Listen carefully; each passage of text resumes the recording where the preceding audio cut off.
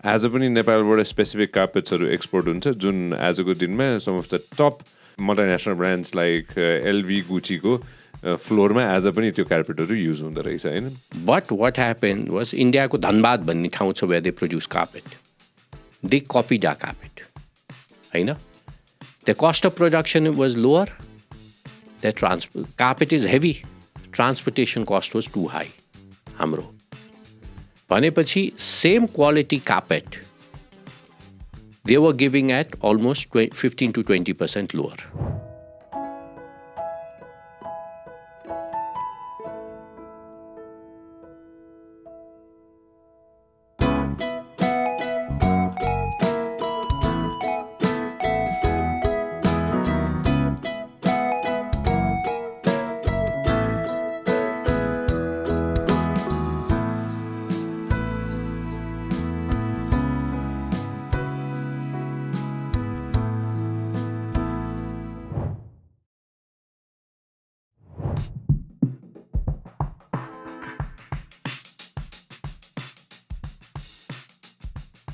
There was a point in Nepal's history where we used to create and export garments. Yes. Completely सक्यो त्यो. त्यो मार्केटमा ठुलो labour market थियो जहाँ धेरैजना साथीहरूले काम गर्नुहुन्थ्यो हैन. अफ कोर्स त्यसको आफ्नै च्यालेन्जेस छ हैन. आज पनि नेपालबाट स्पेसिफिक कार्पेट्सहरू एक्सपोर्ट हुन्छ जुन आजको दिनमा some of the top multinational brands like LV गुचीको फ्लोरमा आज पनि त्यो कार्पेटहरू युज हुँदो रहेछ हैन. तस्बिरै छ गएर हेरे पनि हुन्छ मान्छेले हैन. So why not revive. Example दिन्छु म हजुरलाई हैन. वाइ नट रिभाइभ है. हजुर थाइल्यान्ड अथवा कुनै साउथ एसियन कन्ट्रिजमा जानुभयो भने जुत्ता बनाइन्छ, लुगा बनाइन्छ, फुटबल बनाइन्छ कुनै देशमा हैन. That goes all around the world. हाम्रोमा there is most probably nothing that we create है. कुनै स्पेसिफिक इन्डस्ट्री कुनै व्यापारीले खोलाएछ भने त्यो व्यापारीले 50चोटि सोध्छ कि म यसमा पैसा हाल्नु कि नहाल्नु.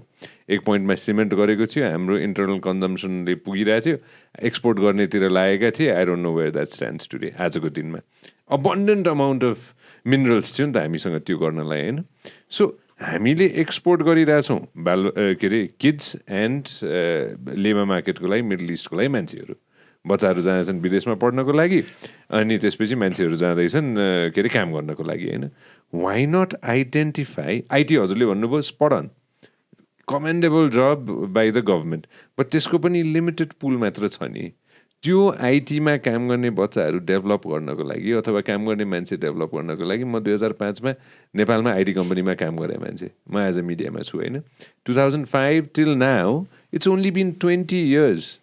के अरे त्यो समयमा के अरे द्वन्द्व भइरहेको थियो, बाहिर गोली खाएर मान्छे ढल्दै थिए, मेरो आँखाबाट देखाएँ. Just 20 years.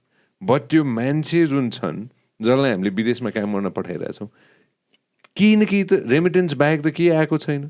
त्यो स्किल पनि छ होला उहाँहरूसँग. त्यसलाई चाहिँ नेपालमा चाहिँ हामीले चाहिँ हार्नेस कसरी गर्न सक्छौँ. एक्ज्याक्टली. त्यो सबसे इम्पोर्टेन्ट कुरा हो. I'll give you two examples where we were able to harness the competitive hydro being number one and IT being number two. होइन.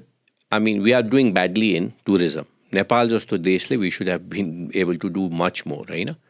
That sectorमा चाहिँ हाम्रो अब प्राइभेट सेक्टरले पनि अनफर्चुनेटली र गभर्मेन्टले पनि जुन हाम्रो no competition, highest mountain in the world.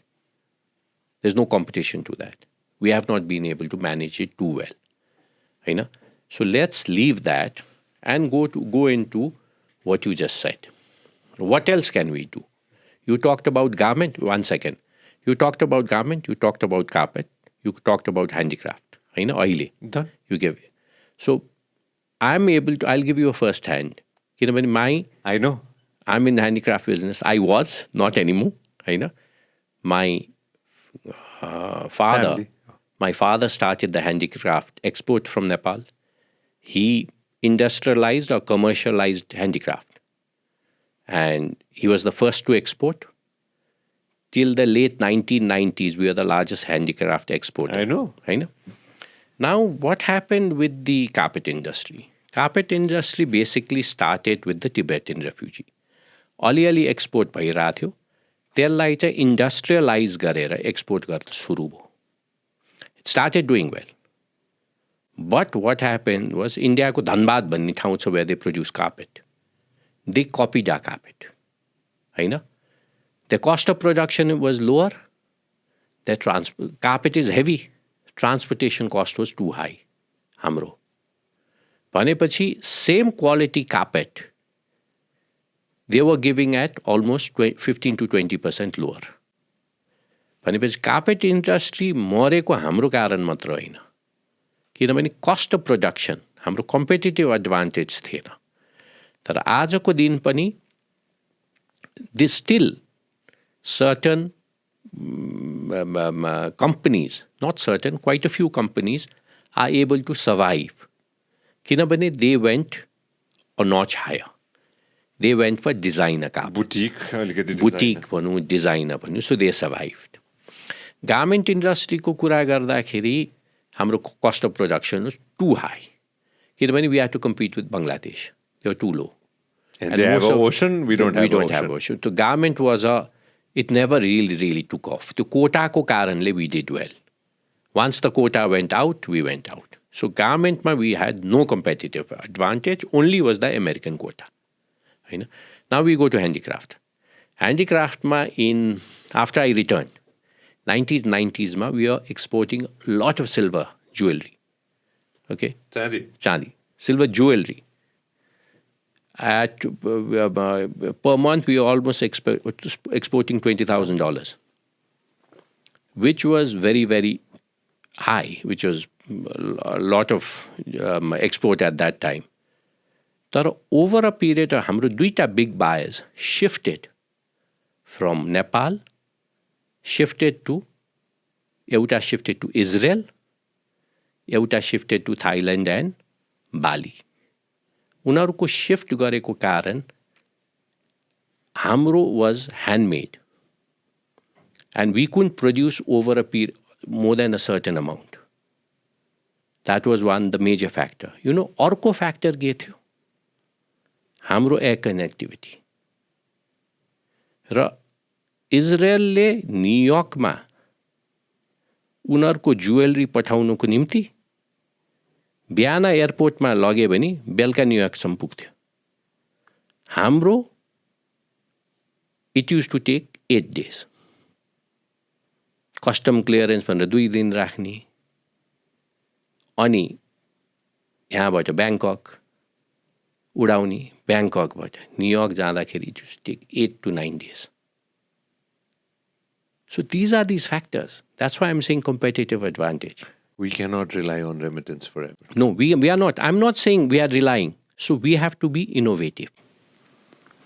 IT is one sector where we are going to do well. Agriculture, even agriculture, commercialized agriculture, coffee, tea. Okay, we cannot probably rice production or wheat production ma. Can we compete, or sugarcane production ma? Can we compete with India or त्यसैले हाम्रो agriculture production पनि कति domestic कन्जम्पसनलाई चाहियो, तर अरू I think we need to reform, we need to change.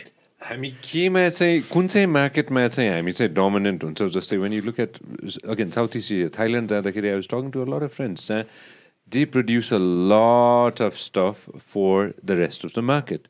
उनीहरूको major ठुला multinational कम्पनीजहरूले उनीहरूकोमा आएर चाहिँ गाडी घोडा सबै उनीहरूको. अब I will give you another example where we can do very well, it's doing very well. Plywood production नेपालमा is cheaper than in India.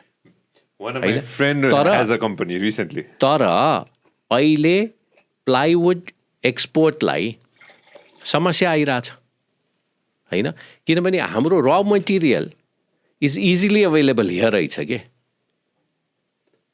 अहिले प्लाइवुडको एक्सपोर्ट 2 वर्षमा 5 गुना बढ्यो.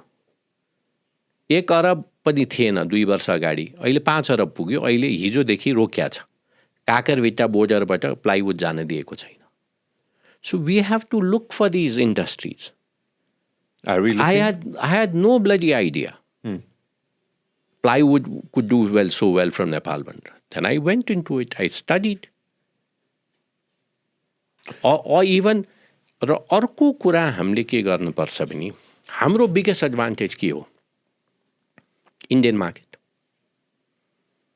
सो इन्डियन मार्केटमा हामीले हाम्रो प्रोड्युस कसरी लग्न सकिन्छ? हाम्रो ट्यारिफ्सहरू के रहेछन् हजुर? उताको यता आउने ट्यारिफ्स त हामीलाई छर्लङ्ग थाहा छ। कतिपय सेक्टरमा अहिले Dabur Nepal, why is it surviving well in Nepal? किनभने tariff structure what we been able to negotiate with India, अथवा हिन्दुस्तान लिभर्स, हिन्दुस्तान लिभर्सको toothpaste Closeup made here, most of the Closeup being use by उसको हाम्रो बिहार युपीमा Nepal, Dabur juice Nepal. So though सेक्टर्समा हामीले encourage पनि गर्न पर्यो र हाम्रो रिजिम यति रिजिड रिजिम छ अहिले जुन हाम्रो ट्याक्स स्ट्रक्चर, डबल ट्याक्सेसन, धेरै मल्टिनेसनल कम्पनीले त्यो फेस गरिरहेछ। अहिले गएर हामीले केही गरी ट्याक्स इभेजन त नभनौँ, ट्याक्समा केही इस्युज आयो भने, प्रब्लम आयो भने criminal case, you can do that. त्यसैले अहिले हामीले अध्यादेश मार्फत कतिपय चिजहरू चेन्ज गरेको छ होइन। जबसम्म हाम्रो एटिट्युड चेन्ज हुँदैन टुवर्ड्स इन्टरप्रेन्योर, कुनै एउटा युवा साथीले फ्यान्सी कार चढेर हिँड्या छ भने जबसम्म हाम्रो एटिट्युड त्यसले त चोरेर खायो होला, ठग्यो होला भन्ने हाम्रो दिमागमा आउँछ, तबसम्म समस्या आउँछ। हाम्रो दिमागमा ओ यो ठिटाले त गजब गरेछ, तर त्यो गाडी चढ्दाखेरि यसले त यति पो ट्याक्स तिरेछ, त्यो ट्याक्सले हाम्रो घरको अगाडिको बत्ती बाटो पनि बन्या होला भन्ने दिमागमा नघुसे भने यो गाह्रो हुन्छ। इन्टरप्रेन्योरलाई हामीले रेस्पेक्ट गर्नुपर्छ, तर इन्टरप्रेन्योरले पनि हाम्रो ल र रिजिमलाई रेस्पेक्ट गर्नुपर्ने हुन्छ। धेरै entrepreneurs who you and me know avoiding taxes no. तपाईँले हाम्रो क्लिप एकदमै एन्जोय गर्नुभयो होला। अब पुरै भिडियो हेर्नको लागि चाहिँ युट्युबमा सब्सक्राइब गर्न नबिर्सिनु होला। व्यास मिडिया नेटवर्क।